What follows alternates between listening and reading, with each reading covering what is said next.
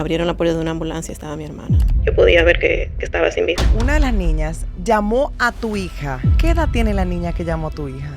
En ese momento tenía 13 años. ¿De qué manera él atacó a tu hermana? Él le dio 12 puñaladas, incluyendo corte en su cuello, en su cara, 2 en el pulmón, 1 en el corazón. Que en el momento que él la apuñaleaba, la niña despierta, lo ve. Vino el capitán, me dijo, párate, que esas niñas te necesitan. Pero lo que no me imaginaba era el trasfondo de que tú estás criando como mamá soltera a tus niños, pero de paso estás criando los hijos de tu hermana a raíz de que su pareja la asesinara.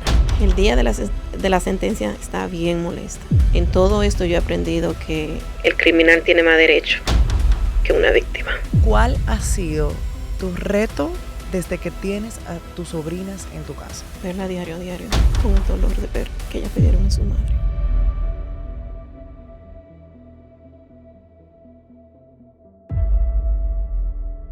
Hola, soy Arlette Borrelli y una vez más estamos en Arlette Borrelli Podcast. Yo estoy muy contenta de ver que todos ustedes siempre apoyan, dan like, comentan, comparten. Anteriormente tuvimos una historia maravillosa donde estábamos buscando una chica y bueno, apareció. Y es parte de la magia de estar en una comunidad tan amplia como es en YouTube, también en Spotify. Esta vez tengo una entrevista que deja muchas huellas y hay un acto de amor de por medio muy grande. No solamente el amor de madre, sino también el amor de hermana. A pesar de la pérdida, nosotros solemos ser resilientes, tener una fortaleza que impacta para poder abrazar los nuestros en momentos difíciles. Esta es una historia que de corazón cuando llegó por mensaje en Instagram, a mi Instagram, para ayudar a una familia. En el momento que leí me dejó muy, muy impactada y muy triste de ver cómo una mujer murió en las manos de su pareja.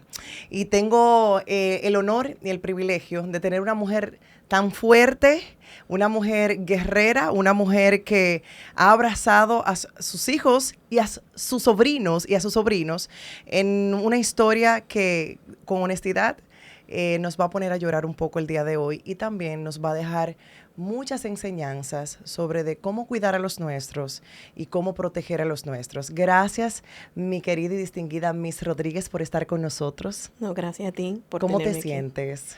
Aquí. Bien. Un poco nerviosa. Pero un poco nerviosa, sí. Está bien, es parte de... cuando recibí la historia de tu hermana Rosagna, ¿verdad? Sí. Rosagna Rodríguez, me impactó muchísimo, porque lo primero que yo recibí fue, tú puedes ayudar, y es de mi querida Elizabeth, que está en mis redes sociales, es una persona que aprecio. Ella me dice, tengo una prima hermana que está pasando por una situación muy difícil y estamos con un GoFundMe para ver si podemos ayudarla.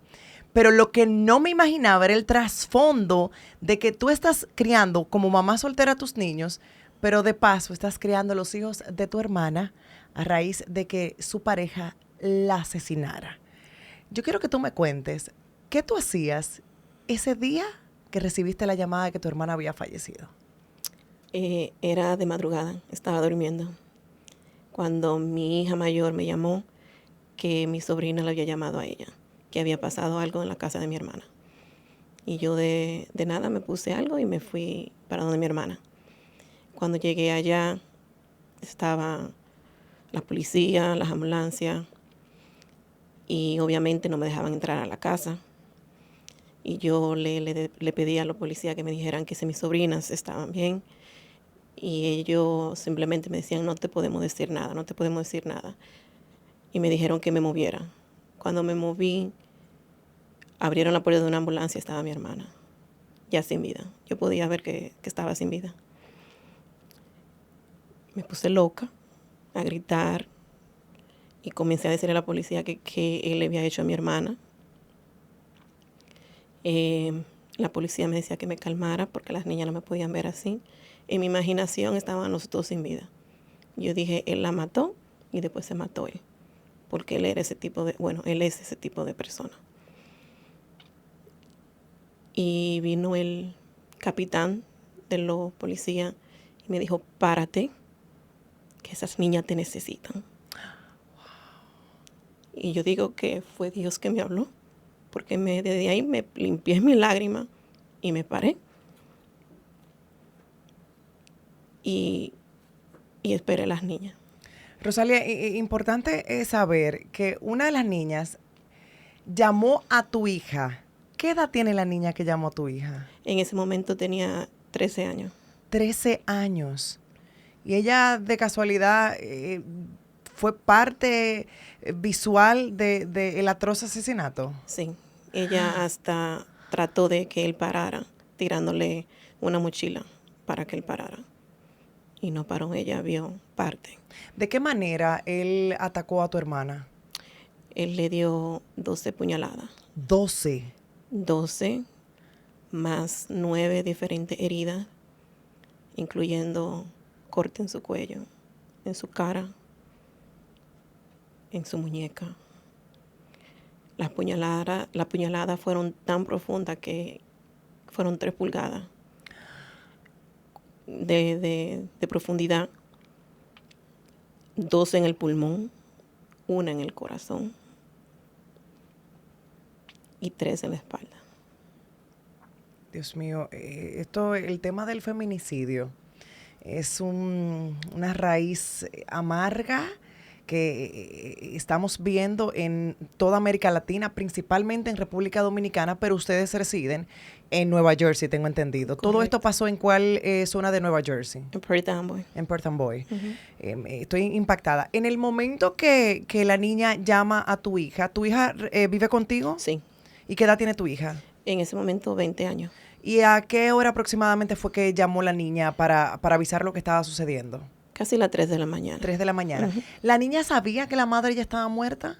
No, mi hermana todavía estaba con vida. Por ¿Y eso quién? Los gritos despertaron a las niñas. Dios. ¿Y quién llamó a las autoridades, al 911? Mi sobrina. Ella misma, la misma niña. Ella pidió a la otra hermana que sigue que llamara a la policía. Mientras tanto, ella estaba tratando de que su papá parara desde lejos porque no se le acercaba. Claro, con el miedo de que pudiese ser atacada. ¿Qué edad tiene la niña que llamó al 911? En ese momento 11. 11 años. Uh-huh. ¿Qué edad tienen las niñas de tu hermana? Ahora, la más grande tiene 15, la que le sigue 14, 4 años y 2 años. O sea, que en ese momento tenían 13, 11... 3. 3 añitos. Y 11 meses. Y 11 meses. ¿Cuál fue el motivo porque tu hermana había tomado la decisión de terminar con él? Porque había escuchado y leído que él se puso furioso porque ella le había pedido el divorcio. Correcto. Ya eran años de sufrimiento, porque mi hermana tenía la esperanza de que él cambiara y por darle el hogar a sus hijas. Y cuando uno está como en este ciclo de vida, uno no ve el daño que está viviendo. Y el peligro. Y el peligro, hasta que despierta. Ella ya había despertado y dijo, ya no puedo más, ya no lo quiero aquí, ya quiero hacer mi vida con mis hijas, porque él me le está haciendo más daño. Y ella ya había tomado la decisión y él no la aceptó. No la aceptó. Y no entiendo por qué no, porque él era que vivía en la calle, tomando, con vicio, mujeres. Si tú querías seguir esta vida, ya te está dando la oportunidad de tú seguirla. Exacto. Déjala. Tú sigues con lo que tú quieres hacer. Simplemente déjala. ¿Ustedes como familia nunca vieron o se dieron cuenta del patrón de él? ¿No hubo una red de apoyo para ella de, mira, te vamos a ayudar a salir de esto? ¿Ustedes llegaron a hablar con Roxana en su momento? Sí, muchas veces le ofrecí vivir conmigo. Porque yo le decía, yo sé que es difícil, pero es imposible. Porque yo lo estoy haciendo. Y si yo lo estoy haciendo, tú puedes también. Pero ella porque mi hermana era bien creyente en Dios. Ay.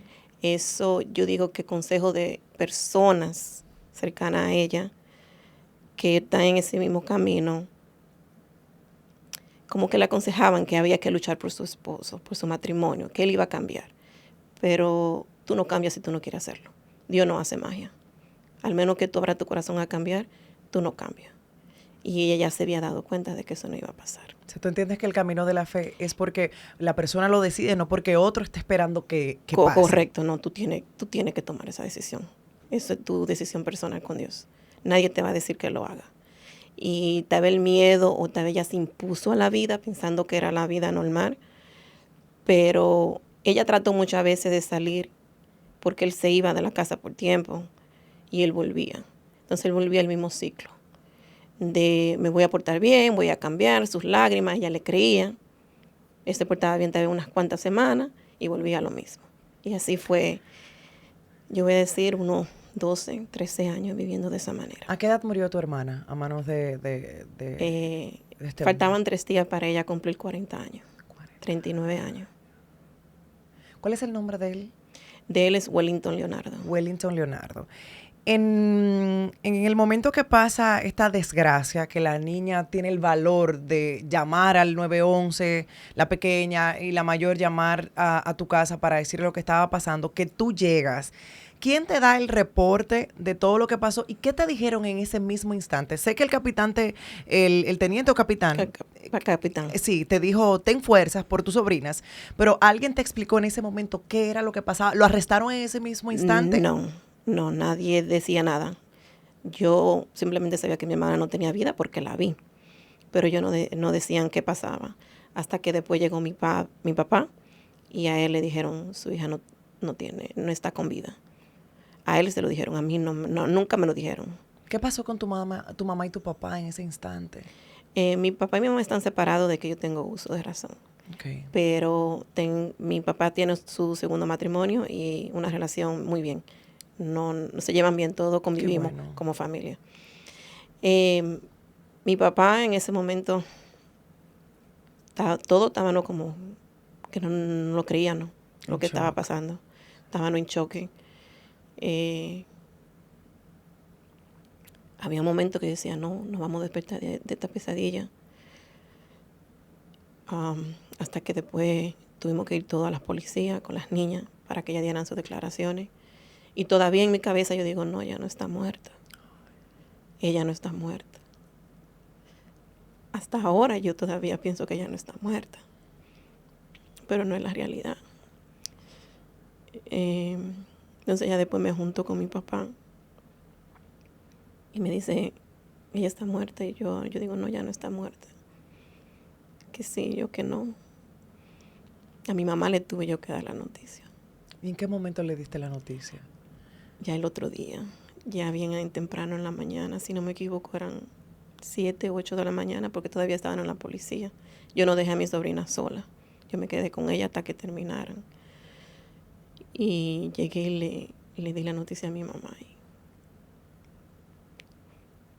fue algo bien doloroso. Sí, sí.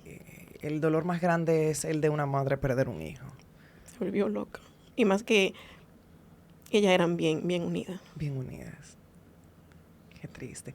Cuando llegas, te das cuenta que tu hermana, su cuerpo no tiene vida. Le confirman a tu papá que había fallecido. ¿Dónde? Y me va a excusar las personas que están viendo el podcast, porque yo siempre que hablo del tema del feminicidio, soy abanderada de leyes más agresivas, de mejor educación para los niños, para que protejan a las mujeres, porque esto viene de un tema de educación, de amor al prójimo, de miedo a papá Dios y muchos factores sociales, económicos, en fin, tantas cosas que podemos hablar para contener ese demonio que es el feminicidio, estos hombres que entienden que la mujer es de su propiedad. Pasa todo esto, ¿dónde estaba él? ¿Lo apresaron en ese instante? No, él estaba en un hospital porque él tenía herida. ¿Que él mismo se la provocó? Él dice que no, pero como le enseñaron en medio del juicio, se ven que fueron hechas por él O sea, mismo. que él intentó quitarse la vida, ¿sería? Tal vez, y no pudo.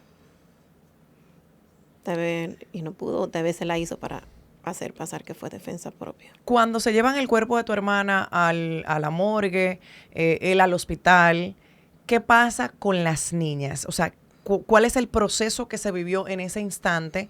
Que me dices que te fuiste a la comisaría con las niñas, pero son 4 niños. Correcto. O sea, ¿qué pasó en ese momento? ¿Cómo las autoridades se manejaron en ese instante de dolor? Y estamos viendo que es de madrugada y son menores. ¿Cómo vivieron ese proceso? ¿Qué hizo las autoridades? Bueno, las 2 pequeñas se la llevó mi madrastra para donde mi mamá. Y mi papá y yo nos quedamos en la policía con las 2 mayores. Estaban mi papá y yo en una habitación con la policía y ellos estaban con las niñas, interrogándola sobre lo que había pasado. Y ahí quedamos por unas 3 o 4 horas y luego ya nos fuimos a la casa. Me dice que tu madrastra se lleva a las dos chiquitas y la Sí. lleva donde tu mamá. Uh-huh. ¿Y qué le dice a tu mamá que está pasando en ese momento? Ella no le dice nada, simplemente le dice, ellos vienen ahora. Porque ella no se atrevía a decírselo. Pero mi mamá sabía que algo grande estaba pasando. Pensaba que mi hermana estaba en el hospital porque ella decía, yo voy para el hospital a buscar a Rosana. Le decía, no, espérate, deja que ella lleguen. Dios mío. En el momento que llevan a las dos grandecitas, la de 3 y la de 11, a hacerle pues las preguntas, ¿tú las acompañaste? ¿O ellos simplemente hicieron la entrevista con un abogado de ejercicio ahí o lo hicieron solamente con las niñas? Solo con las niñas, con los detectives. Okay. Nosotros no podíamos estar presentes en la habitación que las niñas estaban. Nosotros estábamos como al lado, en una habitación, en otro cuarto, porque nosotros no podíamos estar presentes para que no se dañara sus declaraciones. ¿Cómo tú veías a las niñas en ese instante? Ellas no podían creer, ellas estaban como paralizadas, lloraban, pero como que no lo podían creer lo que estaban pasando, lo que estaban viviendo en el momento. Y nosotros todos ni hablábamos del tema, que no sabíamos qué decir o qué hacer. Nadie te prepara para ese momento. No.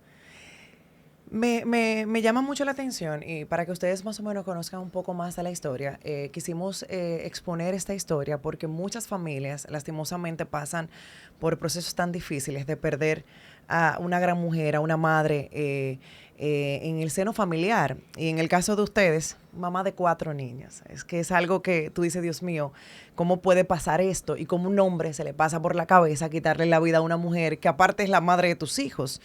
Y el tema de humanidad, ¿cómo tú te atreves a lacerar y topar a alguien, tocar a otro ser humano? Pasó en el 2024, tengo entendido. Uh-huh. Queríamos hacer la entrevista y recuerdo que hablamos y me dijiste, viene el juicio final, vamos a esperar a ver qué va a pasar. Y yo, de hecho, dije, sí, yo quiero saber qué va a pasar con este demonio. Y me perdona, porque para mí él es un demonio. Llega el día del juicio. ¿Qué pasó en el juicio final? Simplemente lo sentenciaron por 20 años. ¿20 años? Sí, porque su delito lo encontraron como homicidio por pasión o que fue provocado. ¿Provocado? Sí, esa fue la calificación del... ¿Fue una jueza o un juez? Fue una jueza. ¿Te acuerdas del nombre de ella? Andrea, es el primer nombre. ¿Eso fue en el juzgado de Perth Amboy? No, es en New Brunswick. En New Brunswick. Entonces, ella le dio 20 años, 10 años porque fue provocado, porque él accedió a ser agresivo y darle 16 puñaladas porque fue provocado. ¿Y los otros 10? Porque los niños estaban presentes y puso en peligro a las niñas. Porque puso en peligro a las niñas. Pero nada más contaron, en mi opinión, nada más contaron una sola niña. Fueron 4 que estuvieron. Entonces, la sentencia, los años que le dieron por cada niña, se lo pusieron concurrente, no consecutivo. Que eso quiere decir que cogen la cantidad de años más grande y esa es la que la hace. Mira, pero vainas como esta también me va a dar como un infarto. Porque el tema del peligro de los niños, provocación y la vida de ella no valía nada. Exactamente. Si las niñas no hubiesen estado ahí, él simplemente hace 5 años, fácilmente. Eso quiere decir que cualquiera puede matar a cualquiera y salir a los 5 años y seguir tu vida. Cuando le dan la oportunidad al asesino, porque creo que esas son las palabras correctas, de supuestamente hablar, porque no estaba ahí, ustedes sí. ¿Qué dijo él? Porque supuestamente él habló frente a la juez. Sí, él se disculpó diciendo que él amaba a Rosana, que ese era el amor de su vida. Ay, Jehová. Y le pidió perdón a su hija mayor, que no es con mi hermana, y a mis 4 sobrinas no le pidió perdón. Y 2 de mis sobrinas estaban ahí. No se atrevió a pedirle disculpas ni perdón por nada. No se dirigió a ella para nada. O sea, que la niña que la defendía a ella en el acto mientras él la apuñaleaba, ¿era una hija de ella? No, no, no. Eran de ambos. De ambos. De ambos. La otra que estaba ahí por lado Porque de él. él tenía otra hija Él tenía una hija mayor. mayor antes de conocer a mi hermana. Dios mío. A ella sí le pidió perdón, pero a mis sobrinas no. Pero a quien le robó la madre no le pidió. No. Ahí uno puede ver que él no tiene remordimiento. Para nada. ¿Qué edad tiene él? Él tiene que tener 46 ahora mismo, creo. 46. Sí. O sea, que él saldría A los 60 y algo. 60 y algo. Ujú. Jehová. Cuando pasa todo esto de que le entregan el cuerpo, hacen el velatorio, todo lo demás, tú ya siendo mamá soltera con 3 hijos, ¿verdad? 4. 4 hijos, mamá soltera, trabajando y yo que soy mamá soltera me identifico muchísimo contigo. Entonces, pasa todo esto, te llega la responsabilidad de necesito abrazar y proteger a mis sobrinas, porque es lo que haría mi hermana por mí. ¿Cómo tú tuviste que ir a la corte, pelear por la custodia de los niños? ¿Cómo se manejó todo ese proceso para ti? Sí, eso, mi hermana murió el sábado en la mañana, ya el lunes ya yo estaba en la corte, buscando la custodia de las niñas. Fue un proceso fácil por el hecho de que yo me tomé la responsabilidad de coger la custodia, sin ninguna duda de, claro, de la responsabilidad que yo iba a tener. Claro, y no había la otra parte, porque la otra parte está apresada por el acto. Correcto. Entonces ya tú no tenías inconvenientes para que la ciudad te pudiera dar. ¿Cuánto tiempo tardó ese proceso de tú poder tener la custodia de tus sobrinas? Ellos me la dieron temporal desde el día, desde el lunes. Y después en octubre yo volví y me la dieron ya permanente. En octubre 4 volví y me la dieron permanente.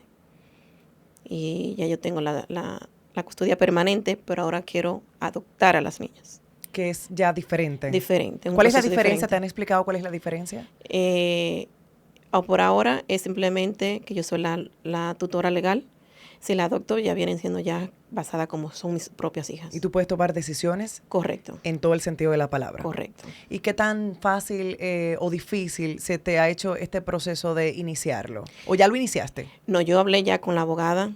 Lo que se me ha hecho difícil ahora mismo es lo económico, porque todo es dinero con el abogado. Y ahí es donde llega el mensaje que recibí de necesitamos que seas una voz para este caso. Señores, miren, el link sigue vigente. Sí. Sí, de GoFundMe.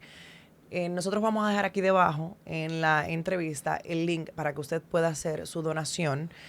También en las diferentes plataformas digitales que tenemos lo vamos a poner y nos vamos a hacer voz, porque más allá de honrar la memoria de tu hermana, otra mujer más que perdió la vida en manos de un desgraciado, sino también ser la voz para tus sobrinas que se quedaron sin padre y sin madre, porque eso es una realidad, se quedaron sin padre y sin madre. Viviste todo el proceso, ahora el tema es económico, y me llama mucho la atención y me interesa saber, para que las personas también aprendan de los procesos y de lo difícil que puede ser una historia como esta.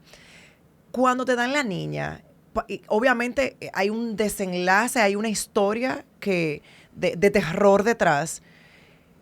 La ciudad o el estado nunca te ha proporcionado ayuda de, ¿sabes qué? Se quedaron solas estas niñas, la tía la va a tomar, ya es mamá soltera, vamos a darle, no sé, cupones de alimento, una renta controlada, vamos a darle seguros médicos. ¿Tú has recibido algún tipo de soporte y ayuda del estado?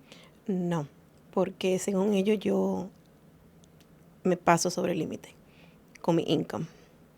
Espérate que yo me voy a quitar los zapatos. A mí me va a dar una desgracia. Entonces la gente que aquí, y voy a mencionar el área triestatal, aquí la gente que anda poniéndose uñas, anda en Mercedes-Benz del año, fumando juca, viviendo su vida, trabajando por debajo de la mesa, pide cupones de alimento, le dan todos los golpes, que tiene incluso al marido mudado, perdónenme las identificados en esto, porque el que vive en el área triestatal va a saber lo que yo le estoy diciendo, porque me molesta este tipo de cosas. Entonces, tú probablemente ganes $5 más que no te da ni para vivir, porque yo estoy súper consciente. Una persona, no sé lo que, no te voy a hacer esa pregunta tan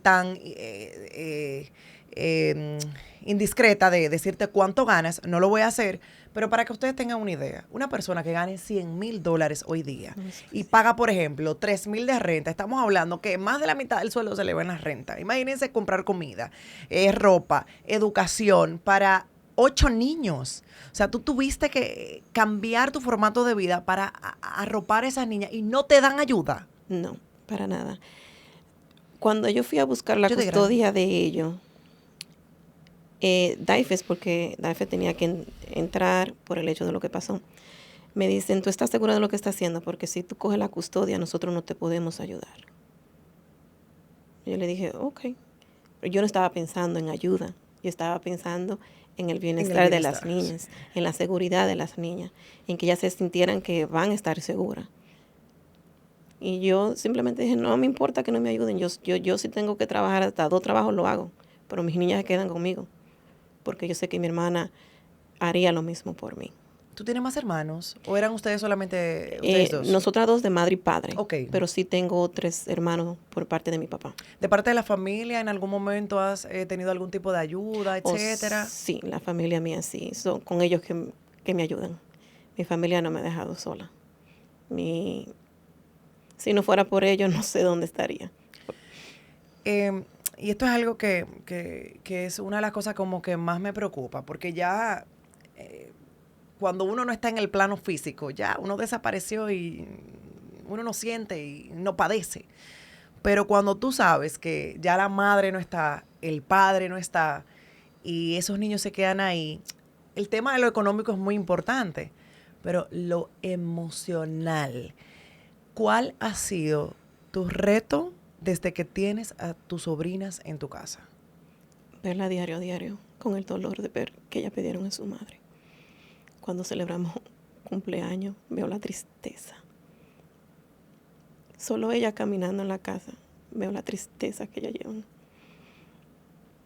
La culpabilidad que ellas sienten algunas veces. ¿Por qué? Porque ellas creen que por querer una familia mi hermana se quedó. Y ellas se culpan por eso. Todos nos culpamos. Yo tengo culpa. ¿Por qué sientes culpa? ¿Qué te toca? ¿Qué fibra tú sientes que te hace sentir culpable? Que nosotras éramos una hermana tan unidas. Y como yo no me di cuenta. Sabiendo yo qué tipo de persona era él. Como no me di cuenta del abuso. Porque yo lo hubiese sacado de ahí. Él se hubiese tenido que ir porque él vivía en la casa de mi papá. ¿Cómo no me di cuenta? Siendo nosotras tan unidas. Era diario que nos veíamos. Nosotras hablábamos por teléfono camino al trabajo, en el lonche, de regreso a la casa. Los fines de semana convivíamos. Yo cocinaba para ella. ¿Cómo no me di cuenta? ¿Cómo era tu relación con el verdugo? Nunca nos llevamos. Yo lo toleraba por respeto a mi hermana. Porque yo siempre he dicho que tengo un don de ver cómo las personas son. Y él nunca fue una persona... Santo de tu devoción, no, como decimos. Exactamente, no, nunca. Yo lo toleraba por mi hermana. Hay algo aquí que obviamente, claro, cuando alguien hace algo malo en tu familia, tú no tienes por qué cargar la cruz de lo que hizo alguien en tu familia. El que es malo de corazón es malo de corazón. Y para mí esto no es un error, para mí esto es maldad y ser un asesino. La familia de él, los padres de él, los hermanos, hermanas, ¿qué te han dicho sus familiares? ¿Tú has recibido apoyo emocional, económico de parte de la familia de él? ¿Para las niñas principalmente? No, pero nunca lo hemos hecho como quiera. Porque la última vez que yo lo vi a ellos, antes de que pasara lo de mi hermana, fue en el 2015. Nunca tuvimos esa conexión. Ellos ni conocen las 2 pequeñas, las 2 más pequeñas. Nunca. ¿Y por qué? ¿Cuál era la conexión de él con su familia? Porque aquí estamos viendo un trasfondo de un tipo que aparentemente tenía problemas con su familia. O sea, que ahí viene algo pasando en esa familia. No, ellos se llevaban bien. Ok. Pero su familia tomó el lado de andar con la amante de él. Entonces ellos cogieron el lado de la amante que con la esposa. Entonces ya nosotros ya no existíamos para ellos. Y yo entiendo que a veces el ser humano hace estupideces y toma bandos equivocados o errados. Pero cuando pasa una desgracia, que tú ves que niñas se quedaron sin mamá y sin papá, que la persona que el verdugo es tu familiar, en cierto modo el remordimiento, el dolor, me haría buscar inmediatamente a esas sobrinas. O sea, que por la cabeza de ninguno de esos familiares le ha pasado en ningún momento tocar la puerta y decir, ¿sabes qué? Pasó esto, pero yo estoy preocupada por mis sobrinos, por mis nietas, etcétera. Nada. No, y no lo van a hacer. Porque ellos son así. Solo piensan en ellos.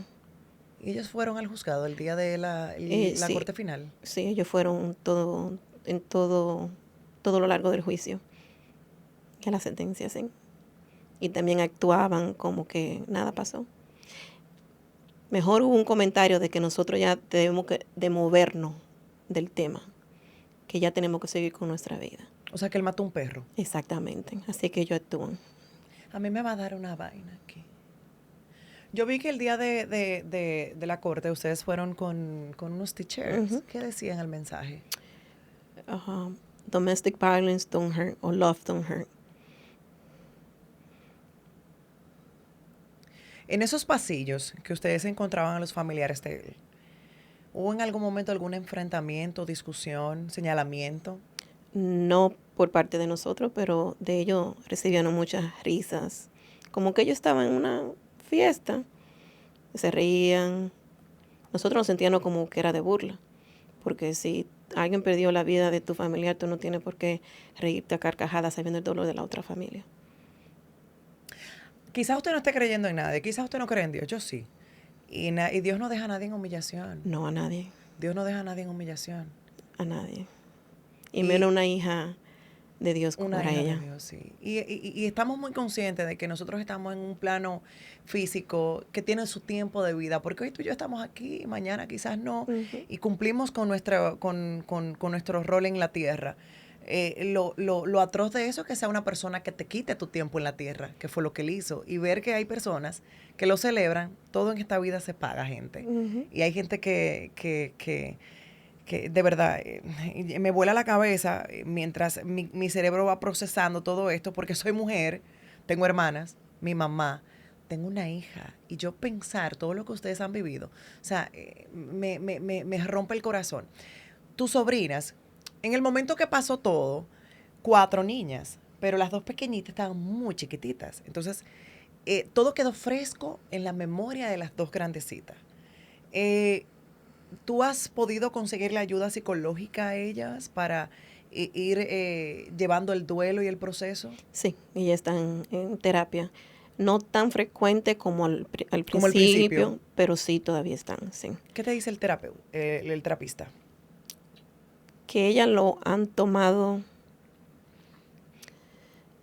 como que quieren olvidarse, no de mi hermana, sino de lo que vivieron. Y como que ya no lo quieren, cada vez que van a terapia sienten como que lo están reviviendo. Y no quieren abrir esa herida. Exactamente, Ellas no quieren tratar de cerrar, ya pasar de ese día que pasó lo que pasó. ¿Y qué te ha recomendado en este caso el psicólogo, los terapistas? ¿Cómo manejar esta situación de duelo, de repente de ansiedad, post todo lo que ha pasado? ¿Qué te han recomendado? Porque quizás tú que estás viendo ahí, estés viviendo un proceso igual difícil y no sepas cómo manejarlo, y quizás a ti te han dado las herramientas para manejar situaciones difíciles que se vayan dando poco a poco en tu hogar, ya que tienes a las niñas contigo. Vivir día a día, sin apresurar, sin hablar del tema, permitir que ellas sean ellas cuando quieran hablar sobre lo que pasó o cualquier consejo, y hablar mucho del amor que mi hermana sentía por ella, que mi hermana esas niñas eran su vida. Me imagino. Ya después de tener la sentencia, cerrado literal el caso ante la justicia, ¿en algún momento él ha intentado, a través de abogados o familiares, tratar de saber o contactar a las niñas? No, para nada. ¿No ha hecho nada? No. Pero ya después del juicio tampoco él tiene derecho a buscarla. Eso es algo de por vida, al menos que ella quieran buscarlo. ¿Le pusieron algún tipo de orden de alejamiento? Sí. Absoluto. Absoluto. Sin palabras, sin nada. Ningún tipo de contacto. ¿Él tenía algún tipo de bienes, propiedades, dinero, nada? No, nada. Nada. No tenía nada. En el tema de la escuela, cuando pasó fue en octubre. En septiembre. En septiembre, justamente empezando el año escolar. Uh-huh. ¿Cómo fue para ti reintegrar a las niñas en el sistema educacional luego de que pasara esta desgracia? Fue difícil, pero ellas querían como volver a la escuela. Olvidar. Sí, exactamente, escapar. como seguir algo ya de rutina que ellas tenían. Pero se ve el cambio en sus notas. Ellas tratan, pero yo sé que sí, a mí se me hace difícil el vivir diario, me imagino ella, lo que piensan. No es que tú pierdas a tu madre de una enfermedad o de un accidente, fue su padre que le quitó la vida a su madre. Y si para mí es difícil de entenderlo, no puedo imaginarme cómo se siente en ella. Y en la escuela se le hace difícil concentrarse. Algunas veces no pueden estar por mucho tiempo. Desean que la busquen más temprano. Es bien difícil que vuelvan a su rutina de antes. Cuando empezaron y fuiste inmediatamente, obviamente, a hacer el proceso de tener a las niñas, tuviste que ir a la escuela, explicar todo. ¿Cómo fue explicar todo ese proceso y asumir esa responsabilidad para ti? Bueno, cuando fuimos a la escuela, todo el pueblo ya sabía lo que había pasado. Dios mío. Eso no fue difícil en explicar, simplemente fue decir, ahora yo soy la tía y soy la encargada de las niñas. Y como también en la escuela, todo el mundo que está como alrededor conocía quién era Rosagna y Rosalía. Eso ellos sabían quién era yo también ya. En cierto modo, ¿has sentido red de apoyo con la comunidad? Sí, vamos a decir que sí. Sí, con algunos. ¿Qué es lo que más te ha dolido en este proceso? Per se, obviamente, al perder a tu hermana, que es un dolor inexplicable, pero en cuanto a las autoridades, al sistema, ¿qué tú sientes que debe de cambiar y qué te ha dolido? El día de la sentencia estaba bien molesta. En todo esto yo he aprendido que el criminal tiene más derecho que una víctima. Porque durante el juicio eran tantas cosas que tenían que demostrarse para que dieran el ok de usarlo como prueba, cuando las pruebas ya estaban ahí. Y cómo con lo de él había que pedir permiso, por ejemplo, el teléfono de él no se pudo tener acceso, porque había que pedir una carta y no había suficientemente prueba para pedirla. No.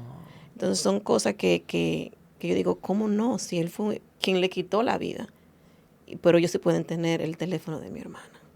De la víctima. De la víctima. Como el abuso que pasó por tantos años, había que demostrar. Que fue violentada psicológica exactamente, y físicamente. Para poderlo usar. Como no se está viendo todo lo que pasó de la mano. Las niñas lo están diciendo lo que vivieron y todavía es increíble que hay que pasar por tantas cosas para demostrar que la víctima fue víctima, cuando es obvio de que fue víctima porque no tiene vida. Aprovechando este momento tan importante que estás mencionando, ¿qué consejo tú le das a esas mujeres que están viviendo con una persona agresiva, violenta, que sienten que en algún momento pueden salir lastimadas o muertas? ¿Qué consejo tú le das a esas mujeres? Que salgan lo más pronto que puedan, pero que no tomen la decisión y digan, ya me voy, que salgan calladas. Porque cuando la persona sabe que perdió el control, ahí hay que actuar. No hay que decir nada, simplemente irse y buscar ayuda. Buscar ayuda porque solas no van a poder. Solas no van a poder.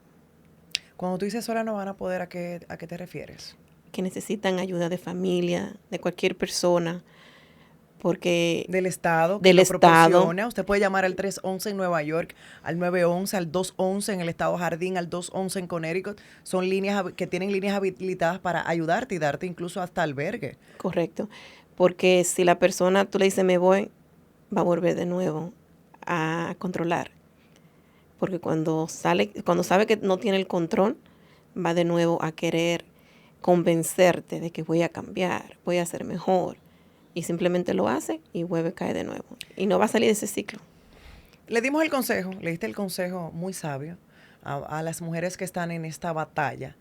Pero más allá de la víctima, porque mencionaste al principio que las víctimas suelen no ver el problema, suelen normalizar el problema. Ujú. Y quizás muchos de nosotros, familiares, estamos desde afuera y podemos notar. ¿Qué consejo le damos a esos familiares, mamá, papá, hermanos, primas, amistades, que a veces ven y se hacen la vista gorda cuando ven que el hombre le da un trompón a la mujer y se hacen los estúpidos? Ah, eso es normal, que suelen no buscar ayuda. ¿Qué tú le recomiendas a esas personas para ayudar a salir a la víctima de ahí? Que no normalicemos las peleas entre parejas. Yo siempre he dicho, cuando una persona te ama, no te va a maltratar, no te va a golpear, no va a usar ningún tipo de abuso contra ti. Y como uno como familiar, cuando ve eso, preguntar ¿Qué está pasando? qué está pasando, porque eso fue lo que yo no hice. Yo no pregunté. Yo sabía quién era él, porque él nunca la maltrató delante de nosotros. Los golpes que le daban, se los daba en lugares que nosotros no podíamos ver. O sea, que él la maltrataba también físicamente. Correcto, anterior de lo que pasó esa noche. Y nosotros nunca vimos nada de eso. Si lo hubiésemos visto, obviamente íbamos a actuar, pero no dejar de preguntar. Por más que te digan estoy bien, todo está normal, siempre preguntar y entrar más allá. Hay un arma bastante peligrosa que, claro, cuando vemos lo físico, obviamente accionamos inmediatamente porque es lo visible. Pero hay algo que rompe y daña más, que incluso mujeres se han suicidado por eso. Y vimos el caso de una chica, creo que fue en Panamá, hace poco que se suicidó, porque las heridas psicológicas eran tan graves que ella, por más psicólogo que tuvo, no pudo superarlas. Entonces, hay demonios que trabajan no con lo físico, Sí, pues, sino con lo espiritual, lo emocional, te destruyen, te minimizan, te vuelven una, no voy a decir la palabra que ustedes saben, te vuelven al punto de que tú te vuelves y piensas que ni siquiera sirve. Entonces, ahí también es donde hay un peligro grande y muchos no nos damos cuenta. correcto, porque no es visible. Eso pasó con mi hermana también, porque mi hermana escribía diario. So, yo tengo todos esos diarios. ¿Qué dice su diario? Si puedes compartirlo, por supuesto. Habla mucho de su maltrato, de pelea que hubo. Y hay una específicamente que me acuerdo porque decía, él me dice que yo soy gorda. Él me dice que yo no sirvo para nada. Que quién me va a querer a mí con 4 muchachos. Que ella nunca va a poder ser nadie si no era con él. Son cosas que yo leo y yo digo, ¿cómo ella permitió? Porque nosotros éramos unas mujeres tan fuertes que no tolerábamos eso. Yo no tolero eso de ningún hombre que quiera venir a decirme cosas así. Y yo digo, ¿cómo ella lo permitía? Pero es el control que ellos ejercen. ¿Qué es lo que más te preocupa de tu nueva vida como madre y digo madre porque vas a abrazar a tu sobrina, abrazas a tu sobrina como si fuera tu hermana? ¿Cuál es tu miedo en todo este proceso de vida, de esta nueva vida que tienes? Siempre me pregunto si lo estoy haciendo bien. Me preocupa mucho si por lo menos le puedo dar esa seguridad a todos. que si voy a poder sacarlo a ser buenos humanos. Porque yo no quiero que tengan dinero, yo simplemente quiero que tengan amor por el prójimo y que crean en Dios y que le tengan temor a Dios. Qué lindas palabras. Yo estoy aquí hablando contigo de una historia dolorosa, de un proceso donde queremos que las personas tomen conciencia, especialmente las mujeres, la violencia doméstica, el feminicidio, los niños que se quedan sin padre, que nadie está pensando en eso, tu labor como hermana, como mamá, como jefa de familia, y me voy a tomar el atrevimiento de decirte que sí lo estás haciendo muy bien. Gracias, pero... Sí lo estás haciendo muy bien, porque en el momento que tú, en medio del dolor y la agonía, a un día, 24 horas de tu hermana haber muerto, fuiste a reclamar la custodia de tus sobrinos. Y en ese mismo instante lo empezaste a hacer bien. Y lo sigues haciendo bien, porque levantarse cada día y dar lo poco que uno tiene, que en realidad es mucho, porque a veces uno no mide la fortaleza hasta que miras hacia atrás y dices, wow, lo estoy logrando. Y el hecho de que tú estés aquí hablando sin miedo, contar la verdad, pedir ayuda sin miedo a rechazos o burlas para poder seguir adelante, eso indica que lo estás haciendo muy bien. Y quizás muchas personas den la espalda a la historia, pero tú lo estás haciendo bien, y lo mejor de todo es que lo estás haciendo bien para tus sobrinas. Y en un futuro va a dar fruto de que ellas crezcan saludables, quizás con la falta de su madre biológica y padre, pero sí con una persona que se hizo responsable. Y yo quiero decirte esas palabras porque yo creo que sí lo mereces. Lo mereces. Y hay que normalizar, señores, decirle al otro que lo está haciendo bien. Y yo creo que tú lo haces muy bien. Y yo creo que sí, Dios te va a seguir bendiciendo para tú lograr ese nuevo reto que papá Dios puso en tu vida. Porque muchas cosas pasan en el mundo y uno no se da cuenta de que Dios te eligió. Uh-huh. Dios te eligió para cuidar de otros seres. Eso quiere decir que tú eres una persona muy especial. ¿Qué palabras para levantar el ánimo, la autoestima de tus sobrinas tú utilizas? Su madre. Siempre le digo, ustedes saben que su mamá quería eso. Su mamá era de esta manera. Siempre le recuerdo mucho a su madre.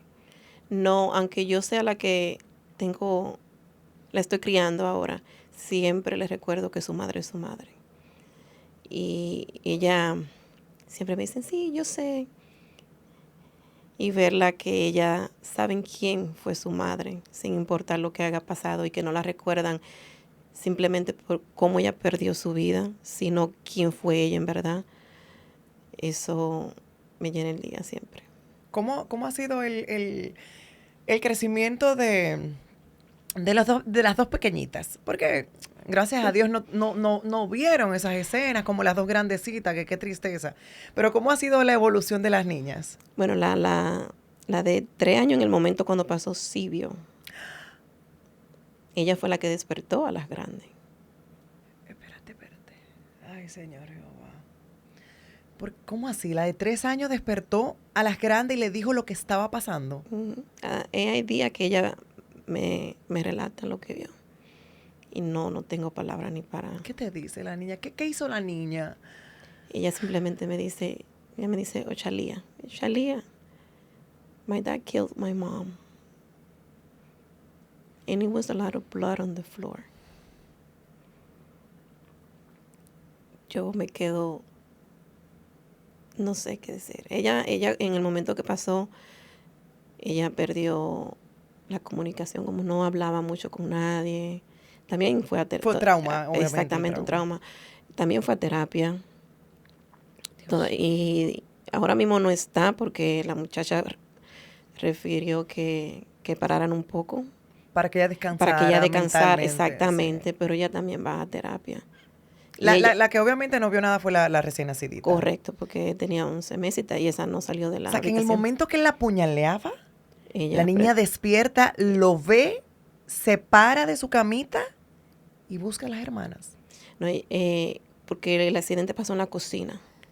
Ella parece que se levantó de la cama, fue hasta la puerta de la cocina y de ahí presenció. Y las habitaciones de la niña estaban bien cerca de la cocina. Dios mío, una niña no tenía por qué ver eso. No. Y No debió de pasar esto, No. pero un niño nunca debió de ver. no. Y ella siempre me pregunta, ¿dónde está mi papá? ¿Verdad que la policía se lo llevó? Yo digo, sí. Me dice, por lo que le hizo a mi mami, ¿verdad? Digo yo, sí. Sí, pero no te preocupes que tu mamá está con Dios. Me dice, sí, yo sé, ella está durmiendo con Dios. El audio, en algún momento se utilizó audio de la niña narrando todo lo sucedido ante el juez. No se pudo usar porque A mí me va a dar una cosa. tenía que hacerlo sola con un detective, no con nosotros. Y obviamente una niña de 3 años no va a tener confianza con una persona que nunca ha visto. El caso, voy a volver a repetir, el caso ya tiene una sentencia que muchas veces es definitiva. ¿Hay manera de, judicialmente, ya que si has hablado con los abogados, de volver a reabrir el caso para, con, no sé, con más testimonio, por ejemplo, de las niñas ya más grandes? ¿No hay manera de volver a reabrir para que le den una sentencia de acuerdo a lo que hizo? Nosotros no, pero él sí. Él sí puede apelar para menos tiempo. Pero nosotros no. Él puede apelar si no está de acuerdo con la decisión que se tomó. No, y que si él se porta bien en la cárcel, probablemente le quiten 5 años y que él se portó bien. No creo que se porte bien, pero sí. Dios mío. El tema de la niña a mí me ha dejado demasiado mal. Pero la pequeña alguna vez me dice, la de 11 meses que ahora tiene 2, me dice, mami. Y alguna vez me da como mi hermana tiene que escuchar esas palabras, no yo. Pero me dice, mami, porque tengo fotos de mi hermana por toda la casa. Ay, qué lindo. Me dice, mami. Y yo, que somos las dos mami. Somos las dos mami. Sí. ¿Y tu mamá está involucrada, la abuela, en los temas? Sí, mi mamá vive conmigo. Ella lo cuida ahora cuando yo estoy trabajando, y ahora en el verano, y cuando sale de apoyo. Claro. Los dos, aunque yo no iba con mi papá va diario a la casa y me apoya muchísimo. ¿Cómo se siente tu mamá después de todo esto? Es difícil porque ver el dolor en los ojos de mis padres me mata diario a diario. Ay. Porque la unión de ellos, yo siempre he dicho que ella era la preferida de ellos dos. Porque ellos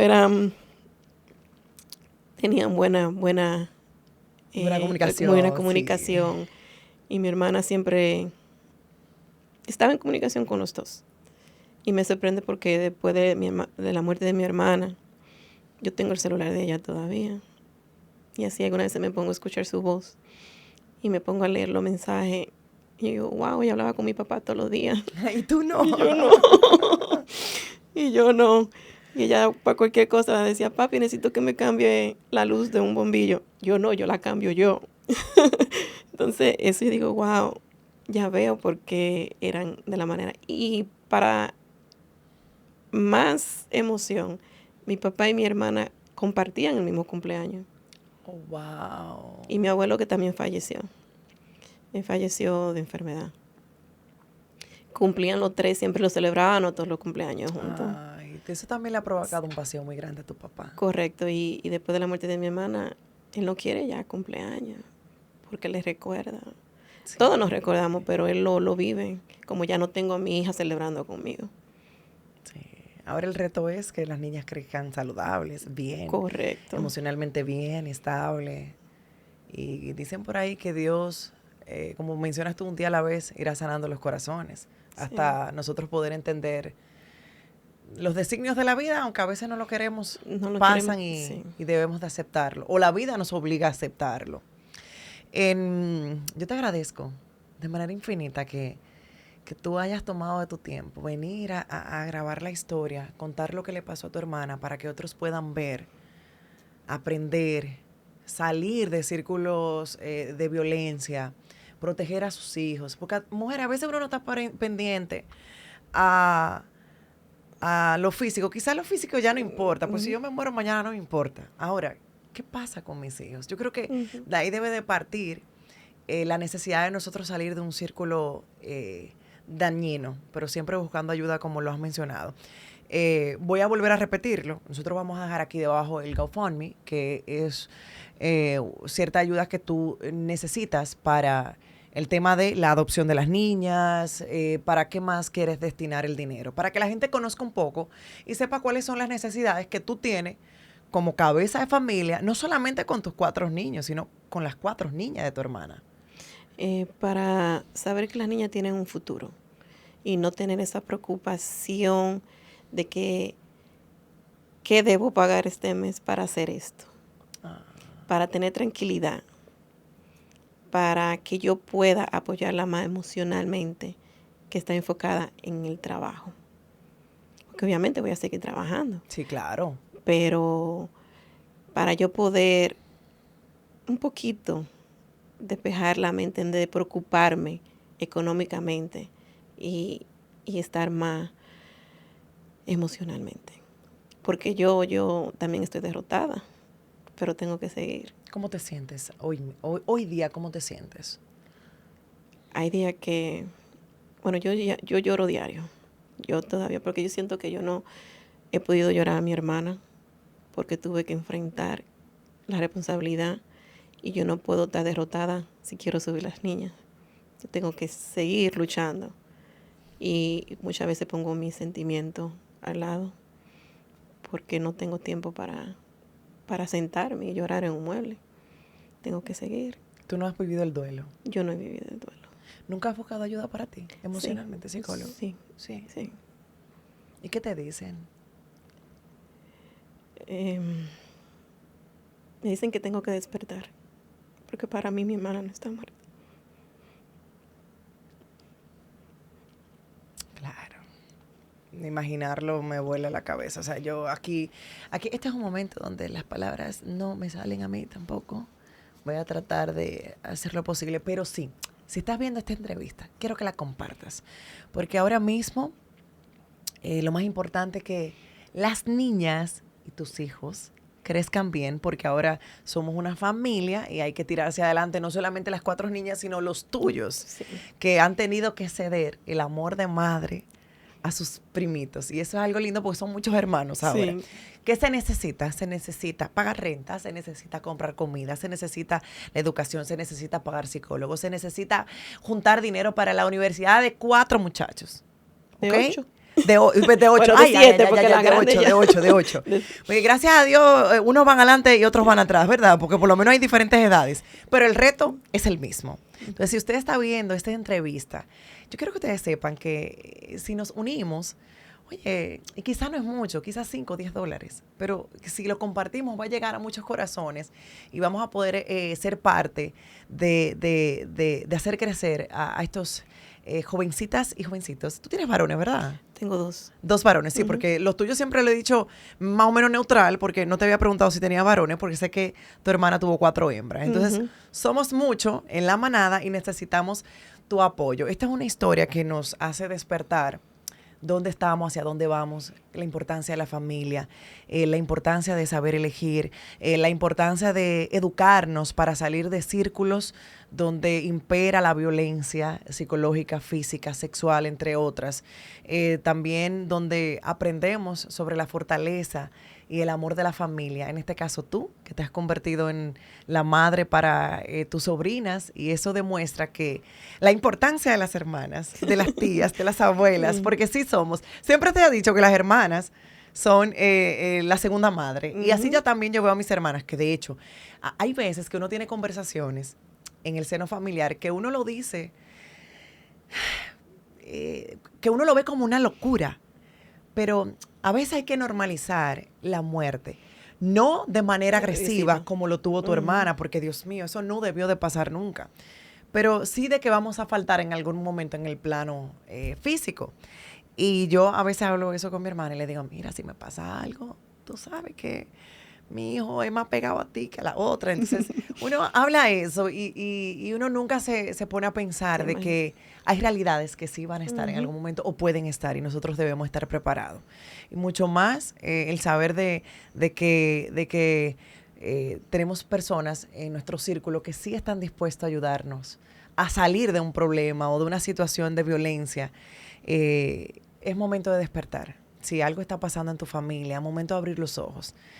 Padres, mirar a nuestras hijas, nuestros hijos, porque los hijos, los varones también sufren violencia. Ojo con eso. Me encantaría de que tú le envíes un mensaje a la sociedad de todo el proceso que has vivido, a los hombres violentos. ¿Qué mensaje tú les darías a esos hombres que a veces no están pensando ni siquiera en ellos mismos, en la familia, en sus hijos? Que dejen ir. Si ellos quieren seguir con su vida, ¿para qué lastimar a la persona que decidió hacer vida con ellos? Y a las mujeres no deben pedir ayuda. Y si piden ayuda, siempre alguien va a estar ahí para ayudarla. Que no crean que no tienen ayuda, sí la tienen. No tengo muchas palabras para un hombre así porque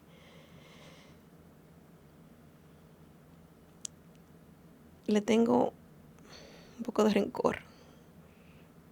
Porque si tú quieres ser libre y quieres ser tú, ¿por qué lastimar a otra persona, a otro ser humano? En medio de ese dolor y ese rencor que tú sientes, ¿qué crees que debió de ser la sentencia para él?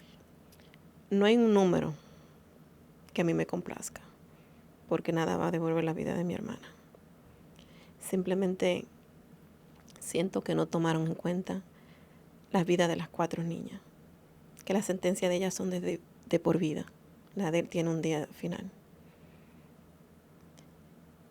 Y también a él le tengo pena de cuando Dios haga su juicio final con él. Sí, que ese es el más importante. Sí. Y ese va a pasar en algún Claro. momento. En algún momento. Claro que sí. Y lo perdono.